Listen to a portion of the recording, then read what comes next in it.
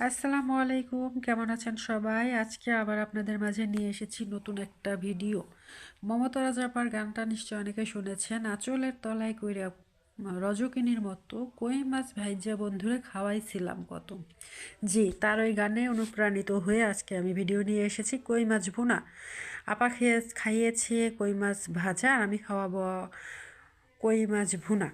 তো ভিডিওটা যদি আপনাদের ভালো লাগে তাহলে অবশ্যই লাইক কমেন্ট শেয়ার করে পাশে থাকবেন। কই মাছ ভুনা করার জন্য প্রথমে আমি চুলায় কড়াই বসিয়ে তাতে দিয়ে দিয়েছি পরিমাণ মতো তেল এবং পেঁয়াজ, এবং দিয়েছিলাম সামান্য একটু লবণ। দিয়ে পেঁয়াজটাকে ভালো করে ভাজা ভাজা করে নিয়েছি। ভাজা ভাজা হওয়ার পরে আমি পানি দিয়ে দিয়েছি। পানি দিয়ে দেওয়ার কারণ একটাই, যেহেতু আমি গুঁড়ো মশলা রান্না করব। অনেক সময় দেখা যায় গরম তেল বা পেঁয়াজের উপরে আমি যদি গুঁড়ো মশলাটা দিই তাহলে মশলার কালারটা নষ্ট হয়ে যায়, কালারটা আসে না। ওই জন্য আমি আগে একটু পানি দিয়ে নিয়েছি।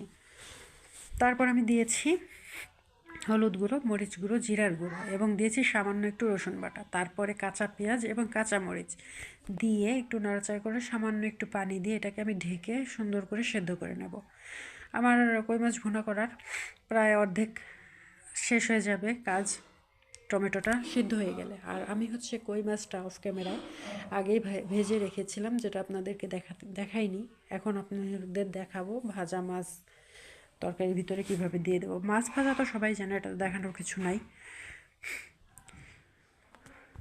অনেক দিন ভিডিও দিতে পারি না, আপনাদের মধ্যে আসতে পারি না। আজকে অনেক দিন পরে একটা ভিডিও দিচ্ছি। যদি ভালো লাগে তাহলে অবশ্যই আপনারা জানাবেন, সেটা খারাপ লাগলেও জানাবেন। তো আমার টমেটোটা অনেকটাই সিদ্ধ হয়ে গেছে, অল্প সামান্য বাকি আছে, যেটুকু সেটুকু ঝোলের পানির সাথে সিদ্ধ হয়ে যাবে। এই পর্যায়ে আমি ভেজে রাখা কই মাছগুলো দিয়ে দিয়েছি, এবং সেই সাথে আমি যতটুকু পানির প্রয়োজন পানিটা দিয়ে দিচ্ছি। দিয়ে এবার এটাকে ঢেকে কিছুক্ষণ রান্না করে ঝোলটা শুকিয়ে নেব, যেহেতু আমি ভুনা করব। ভুনা ভুনা হলেই আমার, মানে ঝোলটা শুকিয়ে গেলে আমার কই মাছ ভুনা কমপ্লিট। গরম ভাতের সাথে কাঁচা টমেটো দিয়ে কই মাছ ভুনা খেতে কার কার ভালো লাগে অবশ্যই জানাবেন। আর এভাবে কেউ খান কি না সেটাও জানাবেন, কেউ না খেয়ে থাকলেও জানাবেন। আর যারা খাননি তাদেরকে রিকোয়েস্ট করবো এভাবে রান্না করে খেয়ে দেখবেন, ইনশাল্লাহ ভালো লাগবে। সবাই ভালো থাকবেন, সুস্থ থাকবেন, সুন্দর থাকবেন। আল্লাহ হাফেজ।